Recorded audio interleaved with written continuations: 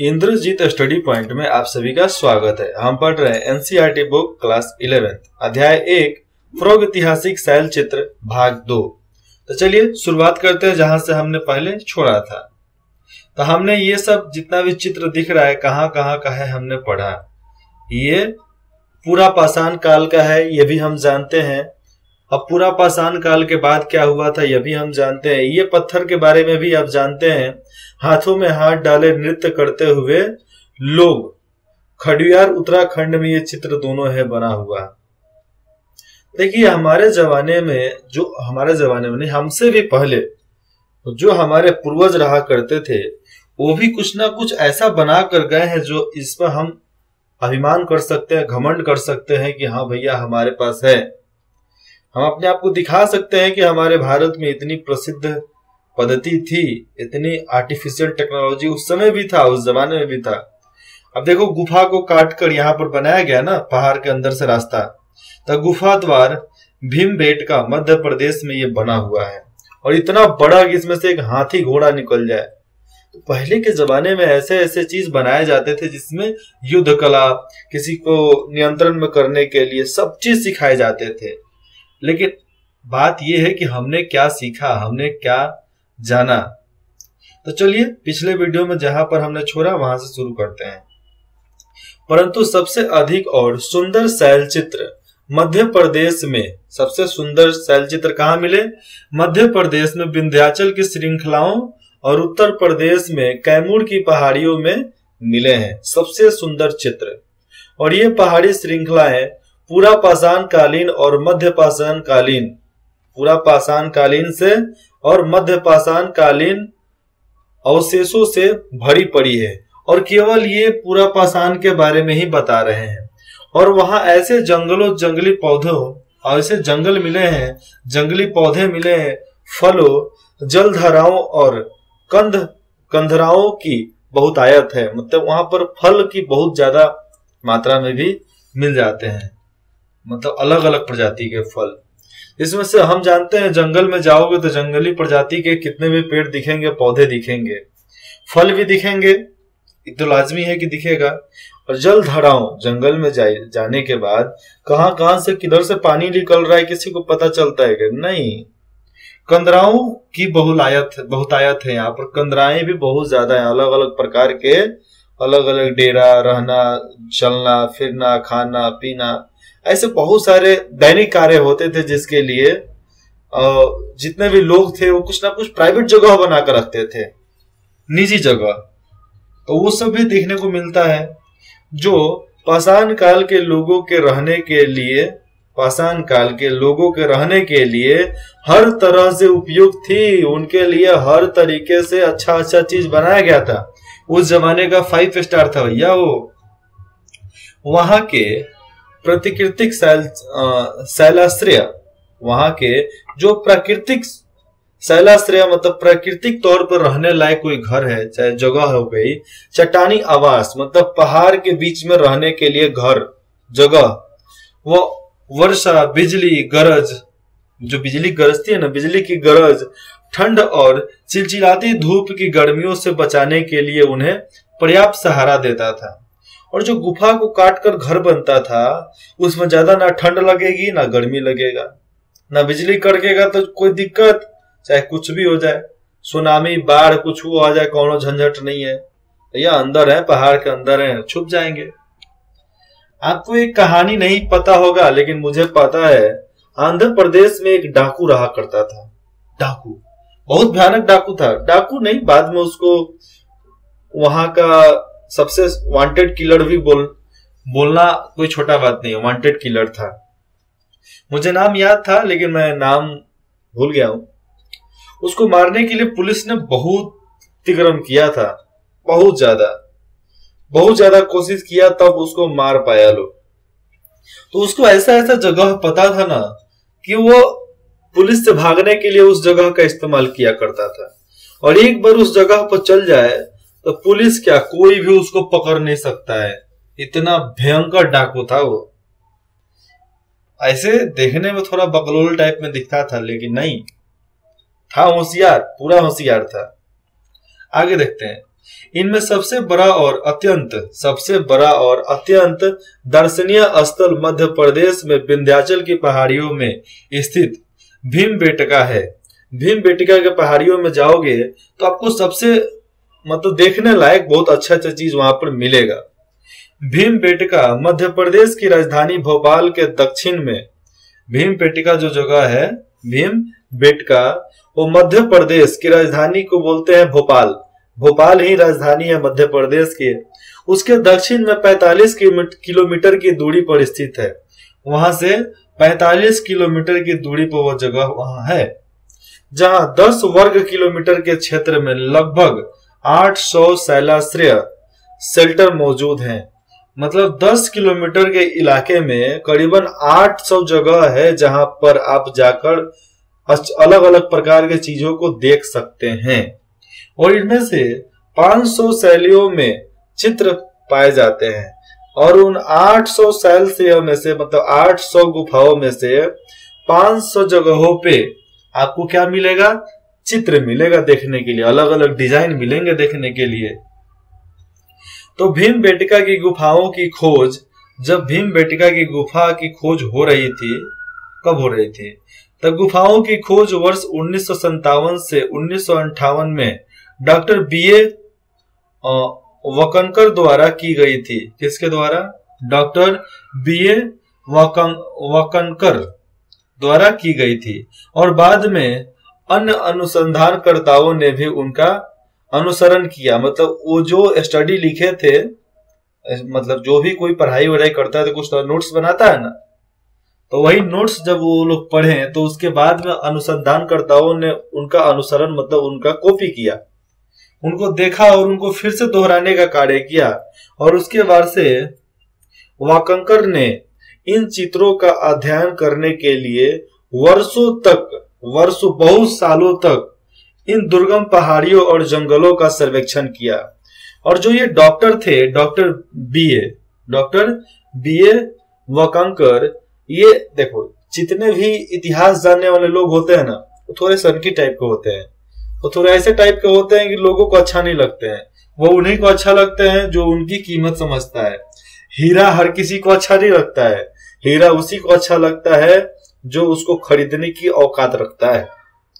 और हीरे की पहचान हर किसी से नहीं होती है, हीरे की पहचान एक अच्छा जोहरी ही कर सकता है।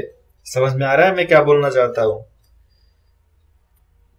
इसलिए इंतजार करो, आप वो हीरे हो इसको पहचानने के लिए कोई ना कोई जरूर बना है, कोई ना कोई जरूर पैदा हुआ है। इसलिए चिंता नहीं करने का, केवल पढ़ाई करो।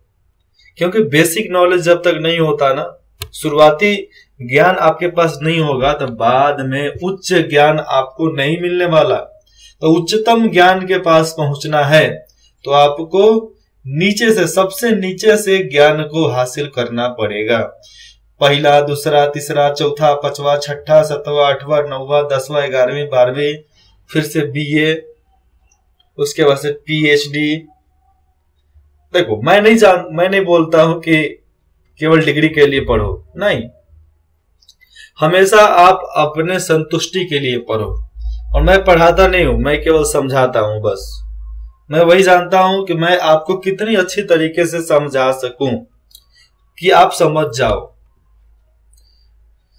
तो आप समझो, अगर कहीं भी दिक्कत हो तो आप कमेंट करके हमें बता सकते हैं। यहाँ पाए गए चित्रों के विषय अनेक प्रकार के हैं, क्योंकि कोई ना कोई कुछ भी चित्र बनाता है तो अलग अलग प्रकार के बनाते हैं। हमारे स्टडी रूम में, हमारे स्टूडियो में आप जब आओगे, हमारे लैब में जब आओगे आप, तो देखोगे कि चारों तरफ मतलब जितने भी दीवार है, दीवार पे कुछ ना कुछ लगा है। हम किस माध्यम के वजह से उसको लगाए हैं केवल हमको पता है। हमने जो भी फोटो लगाया हमने क्यों लगाया है ये हमें पता है, बाकी किसी को पता नहीं है।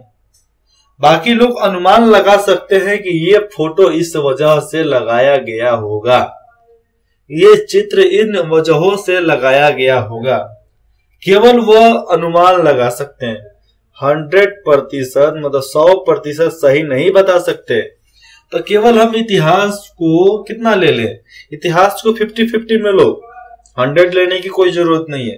अपने जो करोगे उसको अगर लिखा जाएगा वो 100 ले सकते हो। यहाँ पाए गए चित्रों के विषय में अनेकों प्रकार के तो है ही कि जितने भी हम तस्वीर देखते हैं, यहाँ पे जितने भी चित्र देखते हैं, उनमें उस जमाने की रोजमर्रा की जिंदगी की घटनाओं के अलावा, मतलब रोजमर्रा की जिंदगी में जो घटनाएं होती है उसके अलावा भी धार्मिक एवं भव्य दृश्य भी चित्रित किए गए हैं। मतलब धार्मिक चीज, धार्मिक फोटो, धार्मिक चित्र और बहुत बड़े बड़े प्रकार के दृश्य भी वहां पर बनाए गए हैं, जिसमें शिकार करना दिखाया गया है, नृत्य दिखाया गया है, संगीत दिखाया गया है, हाथी घोड़े की सवारी दिखाई गई है और जानवरों की लड़ाई, शहद को इकट्ठा करना तो आम बात थी, तो ये सब भी दिखाए गए हैं। शरीर सज्जा, मतलब शरीर को सजाना, लुभाना, ये सब भी दिखाया गया है। और छद्म भेष, मुखौटा लगाने जैसे अनेक घरेलू गतिविधियों के चित्र शामिल हैं। तो उस समय लोग मुखौटा लगाकर मतलब मुंह पर कुछ ना कुछ लगा लेते थे, लकड़ी का बना हुआ, चाहे कुछ भी, चाहे उसको ढाल कर बना दिया जाए, चाहे आपको मिट्टी रख कर बना दिया जाए। तो उस चीज का भी इस्तेमाल पहले के जमाने में लोग करते थे पहचान को छुपाने के लिए। जिस तरह आज मास्क लगाता है लोग, आजकल के जमाने में मास्क जो है, मुखौटा, तो मुखौटा तो वो जोकर लोग पहनते ही हैं, लेकिन मास्क तो आम बात हो गई है। प्रदूषण से बचना है, मास्क लगाओ। वायरस से बचना है, मास्क लगाओ। गंदगी से बचना है, मास्क लगाओ। मास्क तो आम बात है भैया। आज के जमाने में मास्क हर किसी के पास मिलेगा, क्योंकि कोरोना की वजह से मास्क तो धड़ल्ले से बिका है बहुत ज्यादा। भीमबेटका की शैल कला, भीमबेटका की जो चित्रकला जो वहां पर बना हुआ है, तो उसको, उसकी तकनीक, शैली, तकनीक और आधार के अनुसार कई श्रेणियों में बांटा गया है। मतलब उसको अलग अलग प्रकार के श्रेणियों में ही बांटा गया है। रेखा चित्र तथा चित्रकारियों को, जो भी रेखा चित्र था, चाहे चित्रकारियों को 7 कला विधियों में वर्गीकृत किया गया है। मतलब 7 अलग अलग कला प्रकार में, मतलब जो भी चित्र बनेंगे कहीं ना कहीं एक कला से दूसरा कला तो जुड़ा ही होगा। तो 7 प्रकार के वहां पर कला विधि हुए हैं, जिसको अलग अलग वर्गीकृत किया गया है, मतलब लिखा गया है, गिना गया है। पहला काल है उत्तर। क्या है? पहला काल है उत्तर, क्योंकि यहाँ पर 7 कला विधियों के बारे में बताना है। तो पहला काल के बारे में ले लो, उसका उत्तर है पूरा पाषाण युग, दूसरा मध्य पाषाण युग, तीसरा ताम्र पाषाण युग। और इन 3 कला विधियों के बाद एक 4 ऐतिहासिक कला विधियां आती है। ये 3 हो गया, और 3 और 4 और 4 3 7 हो गया। इनके अलावा 4 और विधियां हैं, कहां पर है, लेकिन यहां हम पहले 3 कलाओं के ही विवेचन करेंगे, मतलब इसके बारे में ही पढ़ेंगे कि 3 कलाओं के बारे में। सबसे पहले शुरुआत करते हैं उत्तर पुरापाषाण युग। मतलब क्या समझते हो इससे? उत्तर पुरापाषाण युग, अपर पेलियोलिटिक्स पीरियड, अपर पेलियोलिटिक्स पीरियड, मतलब आज से करीबन 2-3 हजार साल पहले की बात हो जाती है। मतलब आज से 10 साल पहले क्या हुआ कोई नहीं बता सकता है। ये 3-4 हजार साल पहले की बात तो केवल अनुमान लगाया जा सकता है, उसके अलावा कुछ नहीं है। अब पूरा पाषाण काल आप सोचोगे कि हम गूगल पे मालूम करें कितना हजार साल पहले है, कितना साल पहले को बताया जाता है, तो नहीं बताएगा, केवल बीसी ईस्वी बताया दिया जाएगा। जब आप पूछोगे ईसा और ईस्वी में क्या अंतर है, ईसा और ईस्वी में क्या अंतर है, तो गूगल आपको डायरेक्ट बताएगा ईसा के जन्म के पहले ईसा बोला जाता था और उनके जन्म हो गई थी ईस्वी बोला जाने लगा। तो ऐसे ही डायलॉग मिलते हैं। और सदी और शताब्दी, शताब्दी का मतलब होता है 100 साल, एक युग का मतलब है 1000 साल। कितना? एक युग का मतलब कलयुग, कलयुग चल रहा है, तो कलयुग में भी कई प्रकार के होते हैं, तो इसलिए अनुमान लगाया जा सकता है करीबन आज से 3-4 हजार साल पहले की बात है। शताब्दी में आ जाएंगे 100 वर्ष। कितना? 100 वर्ष। आजकल हम सुनेंगे सन इतना ईस्वी में, तो ईस्वी कब से लिया गया? तो ईस्वी करीबन आज से 1000 साल से लिया गया है। जैसे में देख लो 1200 ईस्वी, 1100 ईस्वी, 1000 ईस्वी, ठीक है। आगे जाओगे 1300 ईस्वी, 1400 ईस्वी, 1500 ईस्वी, 1600 ईस्वी, 600 ईस्वी कोई बोलता है क्या? हाँ बोलता है। कहां तक? करीबन 1 ईस्वी से लेकर अभी तक कितना ईस्वी चल रहा है? 2000 ईस्वी चल रहा है। 2000 ईस्वी में 2023 चल रहा है ना अभी, तो सन 2023 ईस्वी, आज से 50 साल के बाद लोग यही बोलेंगे। तो आज का तो सब इंटरनेट पर रिकॉर्डेड है, तो हर किसी को मालूम चल सकता है, लेकिन बाद में वही चीज रहे, क्या गारंटी है? नहीं हो सकता है ना। तो चलिए पूरा पाषाण युग से शुरुआत करते हैं, जिसको अपर पैलियोलिथिक पीरियड बोला जाता है।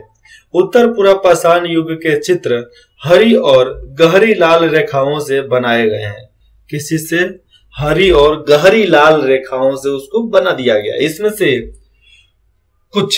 से कुछ छड़ी जैसी पतली मानव, मतलब मानव को छड़ी जैसी पतली आकृति है, आकृतियों में उनको बनाया गया है, मतलब एक डंटी के जैसा बना दिया गया है। लेकिन अधिकांश चित्र बड़े बड़े जानवरों जैसे भैंसा, हाथियों, बाघों, गेंडों और सुअरों के हैं।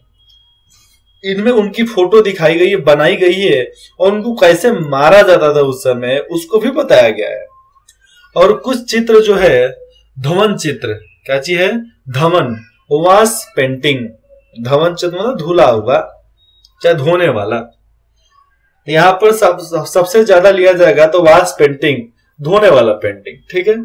लेकिन अधिकांश चित्र जो है ज्यामितीय आकृतियों से भरे हुए हैं। जैसे, और जितने भी ये ज्यामितीय आकृति जितने भी हैं, ऐसे चित्रों का शिकारियों, ये जितने भी चित्र थे वो सब शिकारी कौन? जो शिकार करता है, ठीक है। तो शिकारियों से कोई संबंध नहीं दिखाया गया है, बिल्कुल नहीं। और हरे चित्र जितने भी हैं नर्तकों के, और लाल चित्र शिकारियों के हैं। जितने भी हरे चित्र हैं ये नाचने वालों के लिए है, और लाल चित्र शिकारियों के लिए है। कैसे मालूम चलता है? क्योंकि जो भी वो फोटो, जो भी वो चित्र देखेगा तो उसको मालूम चलेगा ना जी कोई पीछा कर रहा है। तो वैसे ही आगे देखते हैं मध्य पाषाण युग, जिसको इंग्लिश में बोलते हैं मेसोलिथिक पीरियड। चलिए इसमें जानते हैं। दूसरी कला विधि यानी मध्य पाषाण युग, दूसरी कला विधि जो थी उसको बोलते थे मध्य पाषाण युग, ठीक है। तो उसके चित्रों की संख्या सबसे अधिक है, जो बीच में बनाए गए हैं उनकी संख्या बहुत ज्यादा है। इस अवधि के दौरान विषयों की संख्या कई गुना बढ़ा दी गई है, मगर चित्रों का आकार छोटा हो गया है। मतलब कई गुना विषय तो बढ़ा दिया गया, लेकिन चित्र छोटा छोटा कर दिया गया है। पहले वाले में चित्र बड़ा होता था, लेकिन मध्य पाषाण जब युग आया तो उस समय छोटा छोटा बनने लगा। अभी हम लोग का ईस्वी चल रहा है जी, ईस्वी और शताब्दी चल रहे हैं।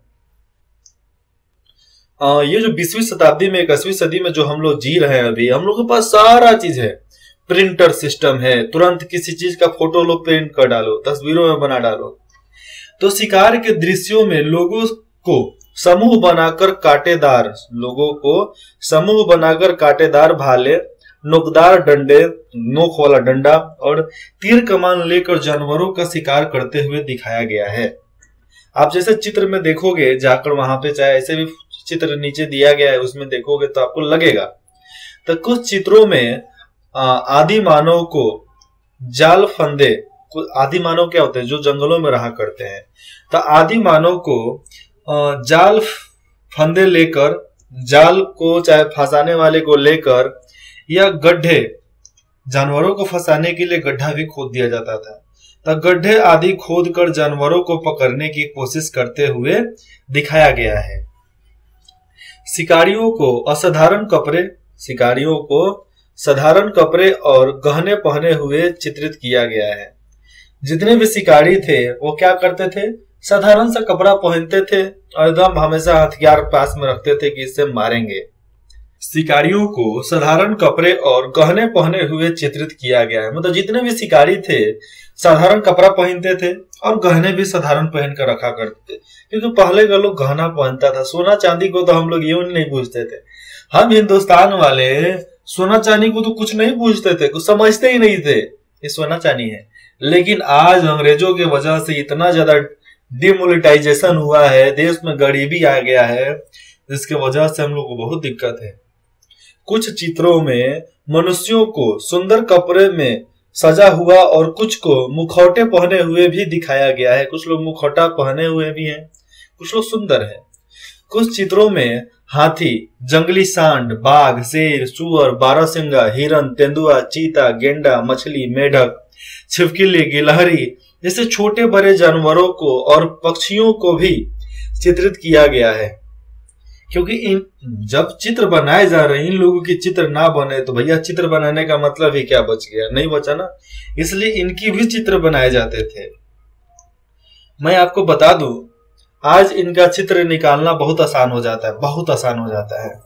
लेकिन पहले के जमाने में इनका चित्र बनाना बहुत दिक्कत वाली बात थी, क्योंकि वो लोग ऐसे बनाते थे कि हमारे आने वाले जितने भी जनरेशन हो, हमारा भविष्य जो भी हो, जितने भी बच्चे हो, वो सब उसको देखे, सीखे, समझे, इसलिए बनाए जाते थे। आज भी बुक बनता है किस लिए? इसीलिए। लेकिन जो आज से 10 साल पहले, 20 साल पहले, 30 साल पहले का बुक है, वो सब प्रीमियम क्वालिटी में मिलता है। मतलब उसको बेचा जाता है, फ्री में नहीं मिलता है। पहले फ्री में मिल जाता था, देखने के लिए तो फ्री में मिलता है। लेकिन आज भी उन गुफाओं की रक्षा करने वाले जितने भी सिक्योरिटी सिस्टम जितने भी लगाए गए हैं, तो उन सबको पैसा कहां से मिलता है? टूरिज्म से मिलता है। टूरिज्म वहां पर आकर जितने भी टूरिस्ट लोग होते हैं पैसा देते हैं। भैया घूमोगे तो पैसा दोगे, जो आपको घुमाएगा, गाइड बनेगा, वो भी पैसा लेगा आपसे, जरूर लेगा, देना ही पड़ेगा, नहीं तो घूमते रह जाओगे, खत्म ही नहीं होगा। आज जितना भी आप छोटे छोटे मूर्ति देखोगे, जो एकदम सुंदर सुंदर आकृतियों की मूर्ति बना हुआ है, मतलब एकदम सुंदर सुंदर लड़कियों की आकृति, लड़कों की आकृति, भगवान की आकृति, देवी देवताओं की आकृति, तो ये सब जितना भी चित्र आप देखोगे ना, चाहे इतिहास के पन्ने पे, सोशल मीडिया में, रील्स में, तो ये सब बनाते थे हम लोग। लेकिन उसको कौन सी टेक्नोलॉजी का इस्तेमाल किया जाता था ये किसी को नहीं पता है। आज के जमाने में लोग केवल सोच सकते हैं कि ऐसा बना होगा, बनाया होगा, लेकिन कैसे बनाया होगा ये किसी को नहीं पता। क्योंकि ना उस समय ग्राइंडर मशीन था, ना छेनी था, ना ड्रिल मशीन था, ना सीरीज कागज था। तो समझो कि पहले के लोग कैसे इस्तेमाल करते थे। आगे समझ में आएगा, अभी नहीं आएगा। क्योंकि उस समय हम लोग लोहा, स्टील, हम लोग ओरिजिनल बनाते थे, जिससे थोड़ा सा भी चटाक मारो ना तो वहां से पत्थर कट जाएंगे। लेकिन आजकल सब चीज मिलावटी आ रहा है बाबू, आजकल सारा चीज मिलावटी है। आप जो चाकू रखते हो ना स्टील का, उसमें भी मिलावटी है, उसमें भी मिलावट है, लेकिन आपको पता नहीं है। आज जो भी सिस्टम आप उठा के देख लो, हर चीज में मिलावट है, कुछ ना कुछ उसमें गड़बड़ होगा ही होगा, 100% है। तो आगे देखते हैं। मध्य पाषाण काल के कलाकार, जितने भी उस जमाने के कलाकार थे, जानवरों को चित्रित करना अधिक पसंद करते थे, क्योंकि बहुत मजा आता था। कुछ चित्रों में जानवरों को मनुष्य का पीछा करते हुए दिखाया गया, मतलब मनुष्य, इंसान का पीछा जानवर कर रहा है। कुछ और चित्रों में मनुष्यों द्वारा जानवरों का पीछा करके शिकार करते हुए भी दिखाया गया है। जानवर का पीछा करेंगे, शिकार कर लेंगे, ये सब दिखाया गया है। कुछ बहुत सारे जानवर हैं। जानवरों के चित्रों में विशेष रूप से शिकार के दृश्य में, जो शिकार के दृश्य उस समय होता था, तो दृश्य में मनुष्यों को जानवरों से डरते हुए दिखाया गया। मतलब जब हम शिकार कर रहे हैं तो हमारे अंदर डर है कि हम उसका शिकार कर रहे हैं, वैसा भी दिखाया गया है। लेकिन बहुत से चित्रों में मनुष्यों को जानवरों के प्रति प्यार और सौहार्द का भाव प्रदर्शित करते हुए भी चित्रित किया गया है। बहुत सारे दृश्य है जिसमें हमें लगेगा कि इंसान उस समय जानवरों से प्यार भी करता है, और उनके जितने भी दर्द होते हैं ना, सौहार्द का भाव, मतलब उनके प्रति किस तरह एक माँ बेटा हो गया, भाई भाई हो गए, बहन बहन हो गई, भाई बहन हो गए, तो किस तरह एक सदैव अपना सा भाव होता है, अपना सा प्रतीत होता है। तो वैसे भी भाव रखते थे लोग जानवरों के प्रति, लेकिन फिर भी मारकर खाते थे। भैया खाओगे नहीं तो जाओ, मारोगे नहीं तो खाओगे कहां से, खाओगे नहीं तो जिंदा कैसे रहोगे। तो ये सब सोचना पड़ता था, क्योंकि पहले हर फल को हर कोई नहीं खा लेता था, मरने का डर था। डर उस समय भी था, डर अभी भी है। तो जो जीता है वो डर को मार कर जीता है, और जो मर जाता है वो मर गया, काम खत्म। तथा कुछ ऐसे भी चित्र हैं जिनमें प्रमुख रूप से जानवर ही उकेरे गए हैं। मतलब कुछ ऐसे भी चित्र हैं जहां पर केवल जानवर ही बनाए गए हैं। ये देखो, केवल एक जानवर का चित्रांकन भीमबेटका, ये भीमबेटका के गुफाओं में केवल जानवर का फोटो बना है, घोड़ा का फोटो बना है। और ये सफेद घोड़ा जल्दी देखने को नहीं मिलता है, बहुत बिरला ही बिरला लोग रखते हैं जो सफेद घोड़ा रखते होंगे, क्योंकि सफेद घोड़ा को बार बार धोना नहलाना सब पड़ता है ना, इसलिए। यद्यपि जानवरों को प्राकृतिक अवस्था में ही चित्रित किया गया है, जानवर को प्राकृतिक अवस्था में दौड़ते कूदते फांदते में ही दिखाया गया है, मगर मनुष्यों को साज सज्जा के साथ, साज सज्जा मतलब उनको पूरा सजा धजा के उसके साथ सुरुचिपूर्ण मतलब उनको बहुत अच्छे से रीति प्रस्तुत किया गया है कि उस जमाने में कौन सी रीति चलती थी, उसके अनुसार उनका चित्र बनाया गया है। किसका? मनुष्यों का। स्त्रियों को, जितने भी लड़कियां होती थी, उनको निर्वस्त्र बिना कपड़े का, चाहे कपड़ा पहनाकर, दोनों ही रूप में उनको दिखाया गया है। ऐसे बहुत सारे चित्र को एनसीईआरटी बुक अभी उसको हटा देता है। क्यों? क्योंकि आप जब 12 में जाओगे तो उसको पढ़ना, क्योंकि 11 में वो सब आपको नहीं मिलने वाला है। ठीक है। इन चित्रों में बूढ़े और जवान सभी को सामान्य रूप से स्थान दिया गया है। बूढ़े जवान जो भी है सबको एक जैसा जगह दिया गया है। बच्चों को दौड़ते भागते, उछलते कूदते और खेलते हुए दर्शाया गया है। सामूहिक नृत्य इन चित्रों का आम विषय था, आम विषय रहा है। सामूहिक नृत्य, नाटक, नौटंकी, नाच, ये सब आम विषय रहे हैं उसमें, मतलब रोजमर्रा के दैनिक जीवन का। परंतु ऐसे भी चित्र हैं जिनमें लोगों को पेड़ों से फल या शहद इकट्ठा करते हुए भी दिखाया गया है। यहाँ पर देखो ये क्या दिख रहा है, जंगली जानवर का शिकार भीमबेटका। यहाँ पर जंगली जानवर का शिकार ये लोग कर रहे हैं, भीमबेटका में चित्र बनाया गया है। यहाँ पर देखिए, फिर से बताते हैं, तो ऐसे भी लोग हैं जो शहद इकट्ठा कर रहे हैं, फल फूल तोड़ रहे हैं, तो वैसे भी चित्र हैं यहाँ पे। स्त्रियों को अनाज पीसते हुए भी दिखाया गया है, खाना बनाते हुए भी दिखाया गया है, और कुछ शैल चित्रों में मनुष्य और स्त्रियों को, मनुष्य, स्त्री और बच्चे को एक साथ दिखाया गया है। किसके साथ? एक साथ दिखाया गया है। क्यों उसके साथ, मतलब एक साथ क्यों दिखाया गया है? क्योंकि उस जमाने में ही बताए जाते थे कि भैया इस स्त्री और बच्चे हमेशा पास रहते थे, मानो वे एक ही परिवार के सदस्य हो। और ऐसे ऐसे चित्र बनाए गए हैं, लगता है कि वो एक परिवार के ही होंगे। अनेक शैलाश्रयों में हम हाथ, अनेक अलग अलग चित्रों में हम हाथ और मुट्ठी की छाप पाते हैं, हाथ और मुट्ठी की छाप भी देखने को मिलता है। तो कुछ में उंगलियों के सिरों के बने, अंगुलियों के सिरे क्या होते हैं? अंगुलियों के सिरों के बने निशान, मतलब अंगुली के ऊपर वाला जो नाखून के नीचे जो है ना मांस, उसका निशान भी फिंगरप्रिंट, इंग्लिश में बोलूं तो मतलब उंगली छाया, तो इसको भी वहां पर दिखाया गया है, उंगलियों के छाप। क्योंकि ऊपर वाले का छाप उतारोगे ना किसी भी दीवार पे चाहे कहीं भी, उसमें अलग अलग रेखाएं दिखेगी। और जितनी भी जनसंख्या है, सब किसी का हाथ का रेखा अलग अलग होता है, एक जैसा नहीं होता है। तो ये भूल मत करना कि हम अलग हैं, हम एक जैसे हैं। नहीं, हम एक जैसे नहीं है, हम अलग अलग हैं। हर कोई किसी ना किसी खूबी, किसी ना किसी चमत्कारी दैवीय शक्ति के अनुसार पैदा होता है। हर कोई किसी ना किसी दैवीय शक्ति को लेकर पैदा होता है, लेकिन उसको जगाना पड़ता है, उसको सीखना पड़ता है, उसको समझना पड़ता है, तब उसको एक साँचे में ढाल सकते हो आप, नहीं तो बर्बाद हो जाएगा, जीवन व्यर्थ, फिर अगला जन्म आपको इस धरती पर लेना पड़ेगा। भीमबेटका के कलाकार जितने भी थे, तो भीमबेटका के कलाकार रंगों का प्रयोग करते थे, जिनमें काला, पीला, लाल, बैंगनी, भूरा, हरा और सफेद रंगों की विभिन्न रंगतें शामिल हैं, मतलब विभिन्न उसमें रंग शामिल है। लेकिन सफेद और लाल उनके अधिक पसंदीदा रंग थे। सफेद और लाल सबसे ज्यादा इस्तेमाल किया जाता था। रंग और रंजक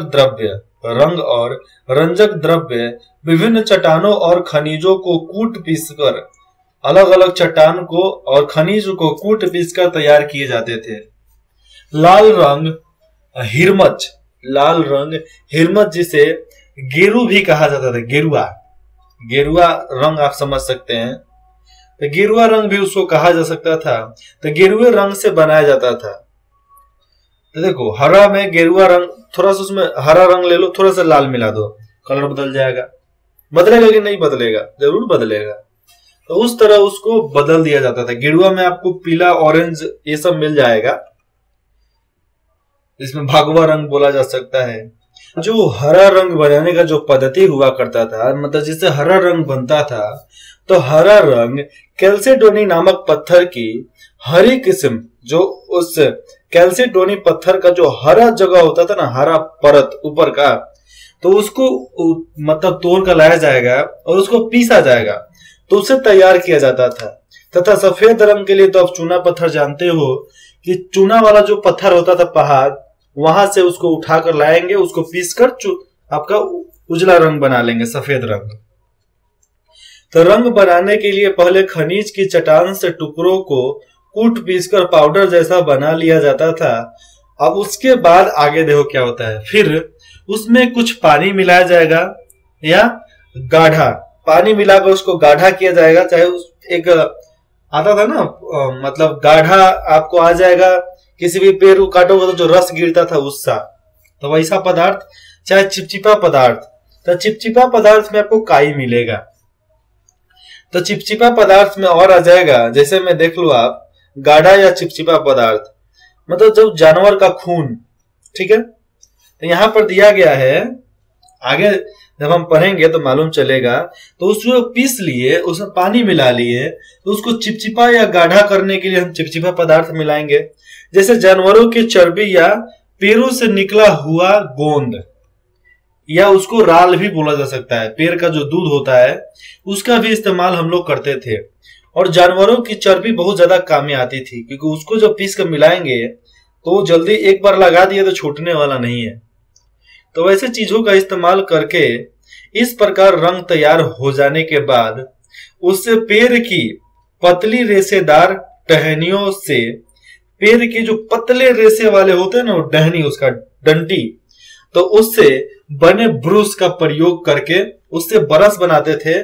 उससे प्रयोग करते हुए चित्र आदि बनाए जाते थे और उसका इस्तेमाल करके चित्र बना दिए जाते थे। आश्चर्य की बात तो यह है कि हजारों साल पहले बनाए गए इन चित्रों के रंग, जो भी ये चित्र हैं उस पर रंग जो लगा है, हजारों साल पहले बनाए गए चित्रों का रंग हवा पानी का मार को झेलने के बाद आज भी बरकरार है। हवा पानी की मार झेलने के बाद भी आज वो सही टहकार दिखता है। जैसे ताजमहल का पत्थर, संगमरमर, यह समझा जाता है कि यह रंग अब तक इसलिए अक्षुण्ण रहे, मतलब अब तक ये जितने भी रंग थे अभी तक सुरक्षित क्यों रहे, क्योंकि चट्टानों की सतह पर जो ऑक्साइड मौजूद थे, पहाड़ों के जितने भी पहाड़ का जगह दीवार जैसा दिखता है, जो उस पर जो ऑक्साइड मौजूद थे, उसके साथ इन रंगों की रासायनिक प्रक्रिया ने इन्हें अस्थायी बना दिया है। हमारे आज के अनुसंधानकर्ताओं ने यह बताया है कि जो पहाड़ से ऑक्सीडेशन निकलता था, जो पहाड़ से ऑक्साइड मौजूद था उस पे, उसके वजह से ये रंग बना हुआ है। लेकिन ये कभी नहीं बोलते कि उस समय का रंग इतना कारगर था कि उसको कहीं भी लगा दे तो वो जल्दी खत्म नहीं होने वाला था। क्यों? क्योंकि हम उस समय ओरिजिनल माल का इस्तेमाल करते थे। आज का कलर है, आज किसी भी घर का देख लो, 1 से 1.5 साल के बाद उसका कलर डिम हो जाएगा। कोई भी घर नया बना हुआ है, उसका 1 से 1.5 साल के बाद कलर झड़ जाएगा। क्यों? दीवार भी खराब हो जाएगा। क्यों? क्योंकि इतने घटिया कंपनी है, घटिया चीज ही बनाएंगे, अच्छा चीज तो बना नहीं सकते। और पहले का लोगों का तो स्वार्थ तो था नहीं, केवल जनहित के लिए बनाते थे, कुछ अपने भविष्य को दिखाने के लिए बनाते थे। इसलिए वो लोग हर चीज में अच्छा चीज का इस्तेमाल करते थे। आज के जमाने में बिजनेसमैन घटिया वाले इस्तेमाल नहीं करते थे, क्योंकि उस जमाने में बिजनेसमैन नहीं हुआ करते थे, उस समय व्यापारी हुआ करते थे। आज तो बिजनेसमैन इंग्लिश वाले बिजनेसमैन है भैया। सुबह का काम आया और शाम तक खत्म हो जाना चाहिए, लेकिन उस जमाने का जो काम होता था वो सालों साल चलते थे। कभी कभी तो किसी चीज को बनाने के लिए 20-30 साल लग जाता था। तो इतना लंबा लंबा समय देकर बनाया जाएगा तो वो जल्दी खत्म थोड़े होगा। आज कोई भी घर बनाने में कम से कम चाइना वाले बनाए तो 3 दिन में 10 मंजिला घर बनाकर रेडी कर देंगे।